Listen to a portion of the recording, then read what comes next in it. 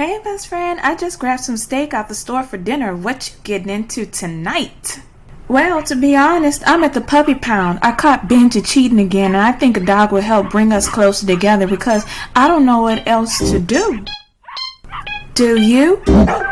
Girl. You got that bow, chico bow, so why you bow to a dog? Don't be thirsty for his bone, the meat mart's open now. Anyhow, don't have a cow if he's bout creeping out, cause that's what dogs do. Every dog likes to prowl. Frown, growl if you want, but it won't slow him down. Look, every time you pout, he has a night on the town. Ow! I know it hurts, but don't go break it down. Instead, respect your worth, leave that dog at the pound. You're right, best friend. I'ma still get a puppy for me, but I'm finna call somebody to get Benji's crap out of my house. Fed Up Mad Ex, where we trash your ex's treasure. How can I help? Yes, I'd like to schedule a pickup tonight. And if you can get here in an hour, I'll pay extra. Hello, Benji. Your wife says she's putting you out tonight, but you can come over. I'm making steak.